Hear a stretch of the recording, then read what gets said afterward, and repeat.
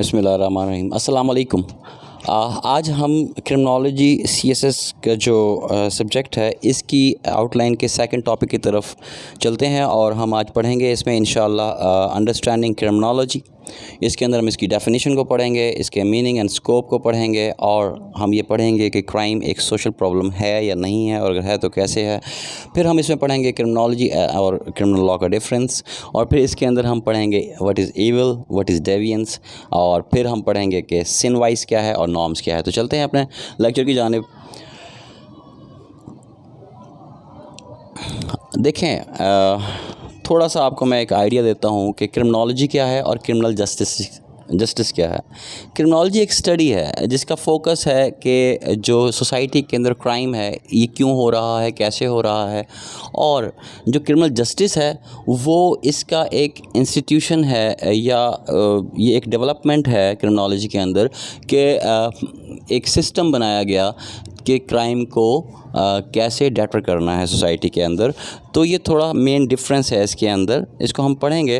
तो जो क्रिमिनोलॉजी है ये फोकस करती है कि how law interacts with society, और जो क्रिमिनल जस्टिस है ये आपकी जो इन्फोर्समेंट है उसको डील करता है कि आपने लॉ को इन्फोर्स कैसे करना है। तो हम क्रिमिनोलॉजी की डेफिनेशन को पढ़ते हैं। तो क्रिमिनोलॉजी की डेफिनेशन क्या कहती है? देखें, जो मतलब आपका क्रिमिनोलॉजी सब्जेक्ट है ये बेसिकली एक साइंटिफिक स्टडी है। साइंटिफिक स्टडी किस चीज़ की है? साइंटिफिक स्टडी है ये extent and nature of crime की। एक्सटेंट एंड नेचर क्या है? मतलब किस मिकदार के अंदर क्राइम हो रहा है, यानी कि how much crime is being committed in the society, और हमारे सोसाइटी के अंदर जो क्राइम हो रहा है वो किस टाइप का हो रहा है। सबसे पहले तो क्रिमिनोलॉजी के अंदर हम ये चीज़ें समझते हैं और ये इसका फोकस है इस क्रिमिनोलॉजी का, और ये इसकी डेफिनेशन का फर्स्ट पार्ट है कि the extent and criminology is the scientific study of the extent and nature of crime. और extent and nature of crime का मतलब क्या है कि how much crime is there in the society और what type of crimes are being committed in the society. अगला इसका है कि the cause of crime. Criminology के अंदर हम ये भी पढ़ते हैं और ये भी मालूम करते हैं, पढ़ने के बाद हम इस पर रिसर्च भी करते हैं कि एक पर्टिकुलर सोसाइटी के अंदर कौन कौन से कॉजेज़ हैं जिनकी वजह से कोई शख्स क्राइम कर रहा है या क्रिमिनल एक्टिविटीज़ कर रहा है, या उस सोसाइटी के अंदर जो क्राइम हो रहा है उसके कॉजेज़ क्या हैं। तो मतलब हम लोग ये मालूम करते हैं कि why do offenders commit crime. तो थर्ड वन इसका ये है कि द कॉन्सिक्वेंसेस ऑफ क्राइम, कि जब क्राइम हो जाता है तो उसके कॉन्सिक्वेंसेस क्या हैं, मतलब उसके आफ्टर इफ़ेक्ट्स क्या होते हैं सोसाइटी के ऊपर। ठीक है, तो जो विक्टिम्स हैं उनके साथ क्या बीतती है और विक्टिम के ऊपर ये किस तरीके से इफ़ेक्ट होता है, असरअंदाज किस तरह से होता है, हम इसको भी पढ़ते हैं क्रिमिनोलॉजी के अंदर।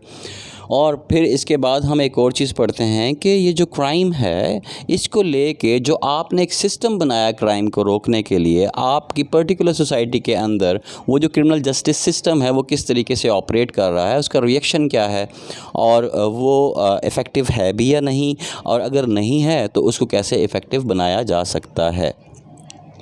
इसके बाद हम लोग पढ़ते हैं इसके अंदर कि जब हमें पता लग गया कि भाई द एक्सटेंट और नेचर ऑफ क्राइम क्या है सोसाइटी के अंदर, कॉन्सिक्वेंसेस ऑफ क्राइम क्या है, फिर reaction to crime by the criminal justice system क्या है, तो फिर हम इस काबिल हो जाते हैं कि हम अब एक्सप्लेन कर सकते हैं अपने सोसाइटी के हेड्स को कि जो ये क्राइम है इसकी प्रिवेंशंस क्या होनी चाहिए। तो एट द लास्ट हम लोग अगर लाइक इसको देखें क्रिमिनोलॉजी की डेफिनेशन को, तो हम इसको इस तरह से डिस्कस कर सकते हैं इस डेफिनेशन को, that criminology is the scientific study of the extent and nature of crime, the causes of crime, the consequences of crime, reaction to crime by the criminal justice system and the prevention of crime. So this was all about the definition of criminology. अब हम आगे चलते हैं कि scope of criminology क्या है। देखें, जो कुछ हमने डेफिनेशन में पढ़ा एक्चुअली यही इसका स्कोप भी है। स्कोप क्या है कि हम इस सब्जेक्ट को पढ़ने के बाद अपने इस नॉलेज को कहाँ कहाँ इम्प्लीमेंट कर सकते हैं। तो जब हम क्रिमिनोलॉजी को पढ़ते हैं तो हमारा जो महवर है वो है crime. So the scope of criminology is all about the crime. ठीक है, तो कैसे है जी, ये एक डिसिप्लिन है क्रिमिनोलॉजी सोशल साइंसेस के अंदर एक आपके एकेडमिया के अंदर ये एक डिसिप्लिन है जिसका फोकस क्या है, study of crime, the study of those who commit crime, यानी कि जो लोग एक तो क्राइम को स्टडी करते हैं इसके अंदर कि क्राइम क्या है, किस किस्म का है, कितना हो रहा है, कैसे हो रहा है, और दूसरा हम इसके अंदर पढ़ते हैं कौन क्राइम कर रहा है। ठीक है, the study of those who commit crime. और फिर इसके बाद हम पढ़ते हैं the study of criminal justice system and penal system, मतलब कि हमारा जो क्रिमिनल जस्टिस सिस्टम है या जो पनिशमेंट देने का सिस्टम है हमारा, वो दोनों किस तरीके से ऑपरेट कर रहे हैं। तो जो लोग इस सब्जेक्ट को पढ़ते हैं और इसके अंदर अपनी डिग्री लेते हैं उनको क्या कहते हैं, उनको कहते हैं क्रिमिनोलॉजिस्ट। ठीक है, तो क्रिमिनोलॉजिस्ट किन एरियाज़ पे काम करता है? क्रिमिनोलॉजिस्ट काम करता है उन लोगों के ऊपर जो क्राइम कमिट करते हैं, यानी कि characteristics of people who commit crime, कि ये जो लोग क्राइम कर रहे हैं सोसाइटी के अंदर उनकी खसूसियात क्या हैं, उनके अंदर ऐसी कौन सी क्वालिटीज़ हैं जो उनको इफ़ेक्ट करती हैं कि वो क्रिमिनल बिहेवियर को अडॉप्ट करें। दूसरा, इसके अंदर reasons why people commit crime, कि आखिर वजूहात क्या बनी, किस बिना पे लोग क्राइम कमिट कर रहे हैं, आखिर क्या रीज़न्स रही हैं क्राइम कमिट करने की। फिर effect of crime on individuals of the communities, मतलब जो विक्टिम हुए हैं उस पर्टिकुलर क्राइम के, या सोसाइटी के अंदर अगर कोई क्राइम हो रहा है, लाइक चोरियां हो रही हैं, डकैतीज़ हो रही हैं या मर्डर्स हो रहे हैं सोसाइटी के अंदर, तो उसकी वजह से सोसाइटी के ऊपर क्या इफ़ेक्ट पड़ रहा है, हम इसको भी पढ़ते हैं जो क्रिमिनोलॉजिस्ट होते हैं। और दूसरा, फिर ये जो क्रिमिनोलॉजिस्ट होते हैं ये मेथड्स ढूंढते हैं कि किस तरीके से क्राइम की प्रिवेंशन की जाए। So, criminologists examine a variety of related areas including characteristics of people who commit crime, reasons why people commit crime, effects of crime on individuals and communities, और फिर इसके बाद methods of prevention of crime. So it's okay to say that there are 3 scopes of this social science study which is concerned about. So हम इसके scope को थोड़ा और explain करते हैं अगर, तो हम कहेंगे कि हाँ, क्रिमिनोलॉजिस्ट जो होता है वो जिसने क्रिमिनोलॉजी को पढ़ा हुआ है वो किन किन एरियाज़ में काम करता है, तो वो एरिया है क्राइम सबसे पहला, और हाउ और why a crime is committed, और द थर्ड वन कि कंट्रोल ऑफ क्राइम क्या है, मतलब क्राइम है क्या, क्यों होता है, कौन करता है, और इसे कंट्रोल किस तरीके से करना है। ठीक है, तो ये इसका स्कोप है। तो सबसे पहले हम देख लेते हैं क्राइम क्या होता है, क्राइम और क्रिमिनोलॉजी के साथ कंसर्न किस तरीके से है। तो आपको पता है कि any action which is punishable law is known as crime. तो criminology is concerned about crime. ठीक है, और इसी वजह से हमने इसको एक स्टडी ऑफ क्राइम भी कहा। तो crime and delinquency are product of the criminal law और नॉर्म्स ऑफ द सोसाइटी। देखें, क्राइम और डेलिक्वेंसी जो है वो प्रोडक्ट ऑफ लॉ है ना। किस तरह से है? लॉ कौन बनाता है? सबसे पहले बनता है लॉ कौन बनाता है? लॉ बनाते हैं सोसाइटी के मेंबर्स। जब लॉ बन जाता है तो ऑब्वियसली वो एक स्टेटमेंट होती है जिसके अंदर ये डिफ़ाइन किया जाता है कि कौन कौन से एक्ट्स जो हैं आपके कौन कौन से एंटी सोशल, कौन कौन से डिविएंट एक्ट्स जो हैं वो क्रिमिनल एक्ट्स हैं। ये लॉ डिफ़ाइन करता है। तो लॉ प्रोडक्ट किसकी हुई? लॉ प्रोडक्ट हुई सोसाइटी की। तो इसी तरीके से चूँकि आपके एक्ट्स को क्रिमिनल एक्ट्स डिफ़ाइन करने वाला जो चीज़ है वो है लॉ, तो ऑब्वियसली जब वो एक्ट आप करेंगे तो वो क्राइम कहलाएगा। इसलिए क्राइम है वो प्रोडक्ट ऑफ लॉ है। ठीक है, तो ये आपका क्राइम के हवाले से हो गया कि जो बिहेवियर्स आपके हैं वो अगर किसी सोशल लॉ को वायलेट कर रहे हैं तो उनको हम एज अ क्रिमिनल लेबल कर देते हैं और उनके बिहेवियर को हम क्रिमिनल बिहेवियर कहते हैं। जो किसी भी मुल्क का कोई भी जो क्रिमिनल लॉ होता है वो डिटरमाइन करता है कि आपका कौन कौन सा एक्ट जो है वो क्रिमिनल एक्ट है।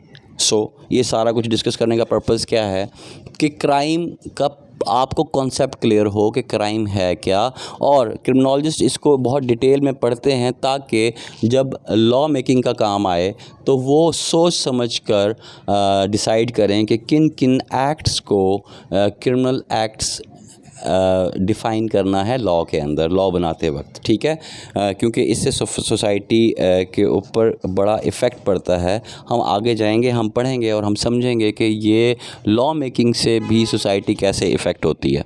आगे चलते हैं जी। अब दूसरी चीज़ जिसको ये पढ़ता है जो स्कोप है इसका क्रिमिनोलॉजी का, जिसको एक क्रिमिनोलॉजिस्ट पढ़ता है, वो क्या है कि how and why crime is committed. तो वो है criminology also concern with how और व्हाई क्राइम इज़ कमिटेड।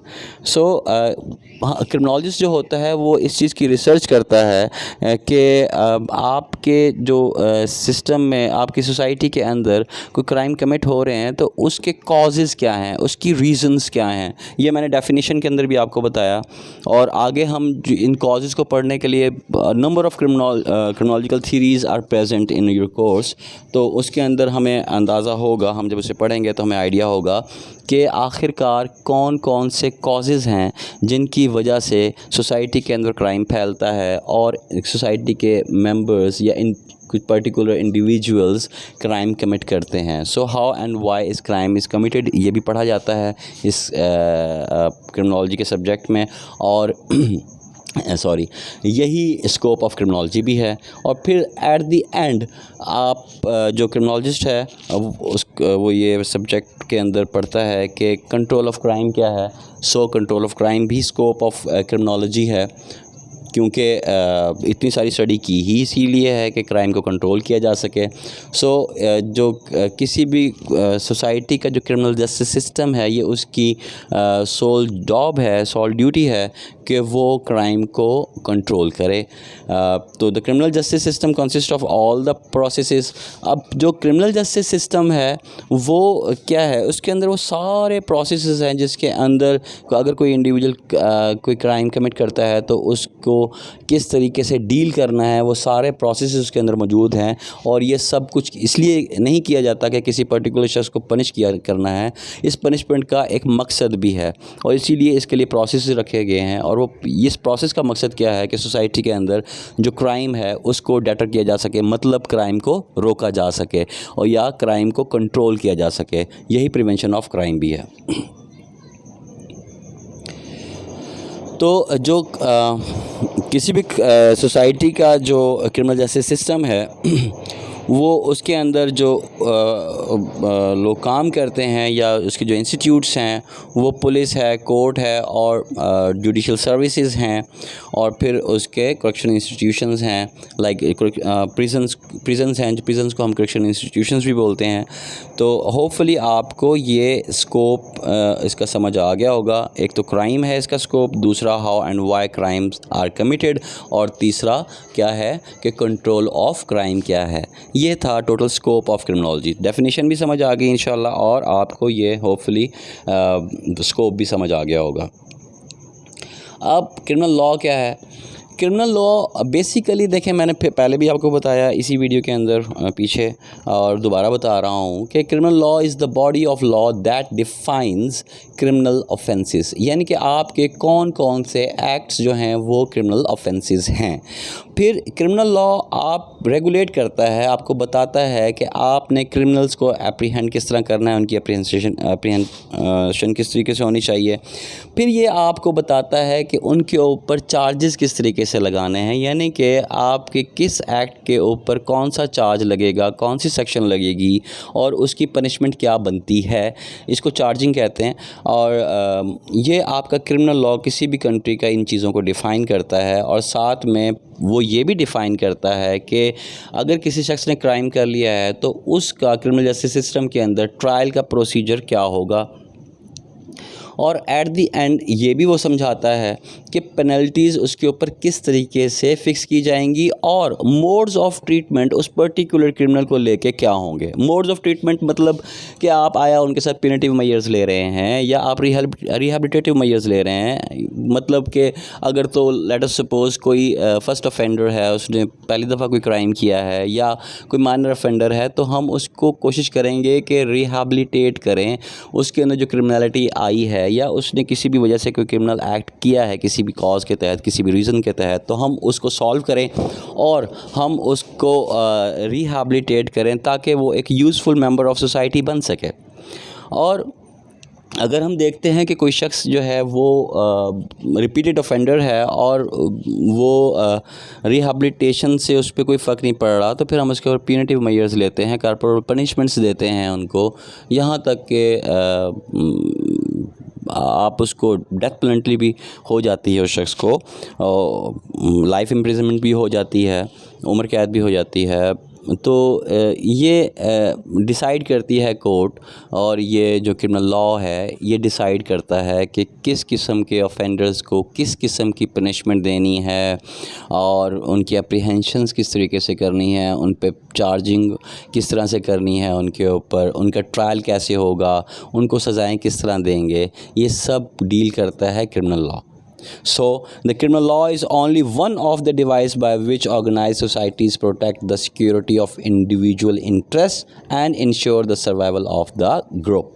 अगर आपका क्रिमिनल लॉ होगा किसी सोसाइटी में तो ही क्राइम को रोका जा सकता है। देखें ना, अगर कोई लॉ ही नहीं है किसी सोसाइटी में तो फिर तो वहाँ एनार्की होगी, फिर तो जिसका जो दिल करेगा वो करेगा और हम उसे नहीं रोक सकते। सो द क्रिमिनल लॉ जो है वो ये डिफ़ाइन करता है कि सोसाइटी के अंदर कौन कौन से एक्ट्स जो हैं वो सोसाइटी के लिए हार्मफुल हैं, इसलिए उन एक्ट्स को डेटर करने के लिए लॉ बनाया जाता है और उसमें डिफ़ाइन किया जाता है कि किन किन एक्ट्स के ऊपर पनिशमेंट की जाए ताकि वो लोग उन एक्ट्स को मत करें जिसकी वजह से सोसाइटी डिस्टर्ब हो। होपफुली आपको क्रिमिनल लॉ भी समझ आ चुका होगा। अब एक टॉपिक है इसके अंदर, crime as a social problem. So देखें, हमने इसको डिफरेंट एस्पेक्ट्स में समझना है कि क्राइम आया एक सोशल प्रॉब्लम है भी या नहीं, और अगर है तो कैसे है। सबसे पहले तो ये है कि क्राइम डिसाइड कौन करता है। उस किसी भी सोसाइटी का जो लॉ है वो ये डिसाइड करता है कि आपके कौन कौन से एक्ट्स क्रिमिनल एक्ट्स हैं, यानी कि आप क्या कौन कौन से एक्ट्स करेंगे तो वो एक्ट्स क्राइम कहलाएंगे। ये डिसाइड करता है लॉ, और इस लॉ को बनाता कौन है? वो सोसाइटी बनाती है। क्यों बनाती है? क्योंकि एक सोशल प्रॉब्लम है। तो क्योंकि इससे सोसाइटी डिस्टर्ब होती है क्राइम से, इसलिए इसको एक पनिशेबल एक्ट बनाया जाता है, इसलिए इसको क्राइम कहते हैं। ये वो एंटी सोशल बिहेवियर्स हैं सोसाइटी के जिनसे सोसाइटी डिस्टर्ब होती है, इसलिए सोसाइटी उन एंटी सोशल बिहेवियर्स को, उन पर्टिकुलर एंटी सोशल बिहेवियर्स को लॉ के अंदर ले आती है और एक लाइन क्रिएट कर देती है कि ये वाला एक्ट करेंगे तो आपको पनिश दी जाएगी। पर्पज़ क्या होता है कि सोसाइटी डिस्टर्ब ना हो। So the term social problem is usually taken to refer to social conditions that disrupt and damage the society। ठीक है, क्राइम या क्रिमिनल एक्ट्स कौन सी चीज़ें हैं जो कि सोसाइटी का जो एक स्ट्रक्चर है उसको डिस्टर्ब करते हैं। ठीक है, तो अगर सोसाइटी नहीं है तो क्राइम भी नहीं है, क्योंकि सोसाइटी ने ही डिफ़ाइन करना है ना कि कौन कौन से क्राइम है। सो इसको क्राइम को डिटरमाइन करने वाली और इसको क्रिएट करने वाली भी सोसाइटी ही होती है। So crime is a social issue because it can not exist without society. मैं आपको समझा चुका। सोसाइटी डिसाइड करती है कि कौन कौन से एक्शंस हैं उनको हमने क्रिमिनल एक्शंस कहना है या क्रिमिनल एक्ट्स कहना है, और किन को हमने लॉ के अंडर नहीं लेके आना, कौन कौन से एक्ट्स हैं जो क्रिमिनल एक्ट्स नहीं होंगे, because it's a social problem. Like for example, हम देखते हैं कि पाकिस्तान के अंदर शराब पीना, पाकिस्तानी सोसाइटी के अंदर जो शराब पीना है ये एक जुर्म है। लेकिन अगर हम अमेरिका में चले जाएं तो वहाँ पे शराब पीना जुर्म नहीं है। ये आप जानते हैं। इसके अलावा आप ये देखें कि पाकिस्तान के अंदर अबॉर्शन करवाना एक जुर्म है, लेकिन यूरोपियन कंट्रीज़ के अंदर अबॉर्शन करवाना जुर्म नहीं है। तो साबित ये हुआ कि क्राइम एक सोशल प्रॉब्लम है और सोसाइटी ही डिसाइड करती है कि कौन कौन से एक्ट्स क्रिमिनल एक्ट्स हैं या नहीं हैं। होपफुली आपको crime as a social problem का टॉपिक भी समझ आ चुका होगा। अब आगे एक टर्म है डेविएंस। मैं लास्ट लेक्चर के अंदर भी इसको समझा चुका हूँ। देखें, इसको थोड़ा सा समझने के लिए आपको सबसे पहले नॉर्म्स को समझना पड़ेगा और वैल्यूज़ को समझना पड़ेगा। तो हम पहले नॉर्म्स को पढ़ लेते हैं, मेरा ख़्याल है। तो नॉर्म्स क्या हैं? ये सोशल नॉर्म्स बेसिकली कुछ ऐसे रूल्स हैं, ठीक है, कुछ एटीट्यूड्स हैं, कुछ ऐसे बिहेवियर्स हैं, कुछ बिलीव्स हैं जिसके ऊपर पूरी सोसाइटी मुत्तफ़िक होती है। जब लोग उनको उन रूल्स के ऊपर एक्ट अपॉन करती है तो सोसाइटी को डिस्टर्बेंस नहीं होती है, और अगर लोग उनको वायलेट करते हैं तो सोसाइटी डिस्टर्ब होती है। फॉर एग्ज़ाम्पल आप देखें कि आप अगर किसी शादी पे जा रहे हैं तो आप अच्छे कपड़े पहन के जाते हैं, ये एक नॉर्म है। आपको बज़ाहिर कोई कुछ नहीं कहता, कोई इसकी पनिशमेंट नहीं है, ठीक है, लेकिन मायूब लगता है कि आप शादी के ऊपर अच्छे कपड़े ना पहन के जाएं, फटे पुराने कपड़े पहन जाएं तो लोग हैरान होकर आपको देखते हैं, क्योंकि आपने नॉर्म्स को फॉलो नहीं किया है। इसी तरीके से अगर किसी डेथ पे आप जाते हैं, किसी की डेथ के ऊपर आप जाते हैं, कोई फ्यूनरल सेरेमनी में जाते हैं आप वहाँ पे, तो आप देखें वहाँ पे अगर आप पेंट कोट टाई पहन के चले जाएँ तो ये नॉर्म्स नहीं हैं वहाँ जाने के। तो होपफुली आप समझ रहे होंगे कि नॉर्म्स क्या होते हैं। इसी तरीके से वैल्यूज़ हैं। वैल्यूज़ क्या हैं? वैल्यूज़ बेसिकली ऐसी इंसानों की क्वालिटीज़ हैं जो हम देखिए, ये वर्ड वैल्यू निकला है वैल्यूज़ निकला है वैल्यू से। वैल्यू क्या है? वैल्यू है आप किसी की को वैल्यू देना, ठीक है, किसी को रिस्पेक्ट देना, किसी को इम्पोर्टेंस देना। तो क्या होता है, आप अपने बिहेवियर से किसी को इम्पोर्टेंस या रिस्पेक्ट देते हैं ना। तो value is a belief that something is good and worth while. It defines what is worth having and worth striving, कि आप किस चीज़ को इम्पोर्टेंस दे रहे हैं, किस को इम्पोर्टेंस नहीं दे रहे हैं। तो आप देखें, आपके पेरेंट्स हैं तो आप उनको इम्पोर्टेंस देते हैं, ठीक है, तो ये क्या है? ये आप उनको वैल्यू दे रहे हैं। अपने फैमिली मेम्बर्स को आप इम्पोर्टेंस देते हैं, क्या है? ये वैल्यूज़ हैं। आपके कोई बड़े आते हैं, एल्डर्स आते हैं, आप उनको इम्पोर्टेंस देते हैं, क्या है? ये वैल्यूज़ हैं। इसी तरीके से आप ये देखें कि आप अपने टीचर्स की रिस्पेक्ट करते हैं, क्या करते हैं? आप उनको वैल्यू दे रहे हैं। तो ये सारी चीज़ें वैल्यूज़ हैं। नॉर्म्स और वैल्यूज़ का थोड़ा सा आइडिया क्लियर हो गया होगा आपको। बाकी ये जब आप नॉर्म्स और वैल्यूज़ दोनों को ओबे करते हैं तो फिर आपका जो बिहेवियर उसके रिज़ल्ट में बनता है उसको कहते हैं सोशल बिहेवियर, ठीक है। और जब आप इनको वायलेट करते हैं तो इसको कहते हैं एंटी सोशल बिहेवियर, ठीक है। और आपके एंटी सोशल बिहेवियर्स अगर इस तरह से अडॉप्ट हुए हों कि आप नॉर्म्स और वैल्यूज़ ऑफ द सोसाइटी को एक्सेप्ट ही नहीं कर रहे हैं, ठीक है, आप डिनाई कर रहे हैं उन्हें एक्सेप्ट करने में, ठीक है, आप वायलेट कर रहे हैं उनको जानबूझ के, तो फिर ऐसे बिहेवियर को कहते हैं डेविएंस बिहेवियर, ठीक है। So deviance is violation of social rules and conventions. Deviancy is a violation of social norms.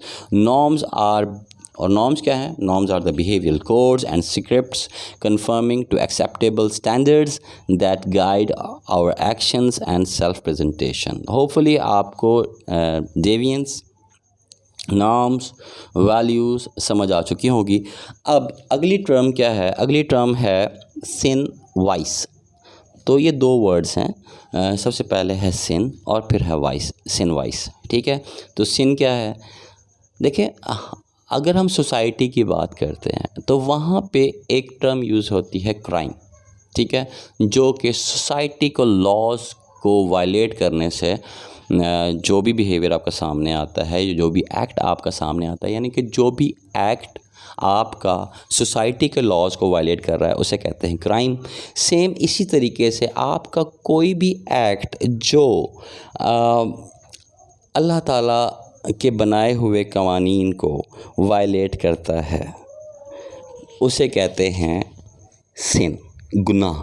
ठीक है, तो गुनाह और जुर्म का फ़र्क ये है कि जो आपके एक्ट्स, जो बिहेवियर्स सोसाइटी के लॉज को वायलेट करें वो हैं क्राइम, और जो आपके एक्ट्स या बिहेवियर्स अल्लाह ताला के बनाए हुए कवानीन को वायलेट करें उन्हें कहते हैं गुनाह।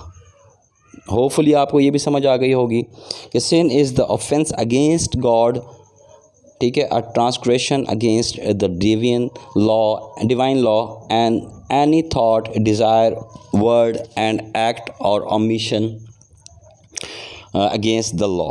और वाइस क्या है? वाइस देखें, हमने एक चीज़ पढ़ी थी क्रिमिनलिटी, ठीक है, क्राइम करने की आदत, ठीक है। सेम इसी तरीके से वाइस क्या है? वाइस है गुनाह करने की आदत, ठीक है। तो सिन गुनाह हो गया और वाइस गुनाह करने की आदत, ठीक है, यानी कि आप रिपीटेडली वो गुनाह किए जा रहे हैं, तो ये आपका वो जो आपकी हैबिट है, वो जो आपकी प्रैक्टिस है वो क्या, और इमोरल है, वो ज़ाहिर है वो प्रैक्टिस इमोरल है, इसलिए वो गुनाह है, ठीक है, वो सिनफुल है। तो उस आदत को, गुनाह करने की आदत को हम कहेंगे वाइस। तो we can say that vice involves offences against morality, यानी कि जो अल्लाह ताला ने आपकी अखलाकियात तय की हैं, आप उनसे हट के जो काम करते हैं या उसके अगेंस्ट कोई काम करते हैं तो उसे कहते हैं, और उसकी आपको आदत है, उसे आप कहते हैं वाइस। तो होपफुली आपको सिन और वाइस का डिफरेंस भी मालूम हो गया होगा। आगे चलते हैं ईवल को। ईवल क्या है? ये बड़े गुनाह हैं, ठीक है, और ये हीनियस टाइप के, इनकी ग्रेविटी ज़्यादा है, ठीक है, जिससे जो अल्लाह ताला ने मना कर रखे हैं, लेकिन या अल्लाह ताला ने मना कर रखे हैं और इससे सोसाइटी को भी नुकसान पहुंचता है, ठीक है। तो ये ऐसे हरकतें जो हैं आपके, ऐसे एक्ट्स जो हैं वो क्या हैं? वो ईवल एक्ट्स हैं आपके, ठीक है। तो प्रोफाइन, इमोरल एंड विकेड होते हैं, ये मॉरली बैड होते हैं, ये क्रूल होते हैं, जालमाना होते हैं और वेरी अनप्लीजेंट होते हैं। इसको सोसाइटी भी एक्सेप्ट नहीं करती और अल्लाह ताला भी एक्सेप्ट नहीं करता, यानी कि हमारा दीन भी एक्सेप्ट नहीं करता। तो ईवल इन जनरल सेंस क्या है? इज़ द ऑपोजिट और एब्सेंस ऑफ गॉड, यानी कि आप रब को मान ही नहीं रहे, आप रब से डर ही नहीं रहे और आप इतने बड़े बड़े एक्ट्स कर रहे हैं। होपफुली आपको ईवल का कॉन्सेप्ट भी क्लियर हो गया होगा। सोशल नॉर्म्स मैंने आपको पीछे समझा दिया है, इसको आप पढ़ लीजिएगा, आपको और अच्छे से अंडरस्टैंड हो जाएगा इंशाअल्लाह। और फिर वैल्यूज़ हैं, तो मैंने आपको वैल्यूज़ भी समझाई हैं अभी। तो ये जो लोग वैल्यूज़ और नॉर्म्स को ओबे करते हैं, उनका जो बिहेवियर इसके रिज़ल्ट में बनता है उसको सोशल बिहेवियर कहते हैं। बाकी अगर आपको कोई चीज़ समझ नहीं आई और आप मज़ीद इसके बारे में कुछ मालूम करना चाहते हैं तो आप कमेंट बॉक्स में मैसेज कर दें, अदरवाइज़ ये नंबर आपके पास मौजूद है, तो इंशाल्लाह I will be there to help you out. दुआ में याद रखिएगा। अस्सलाम वालेकुम, अल्लाह हाफ़िज़।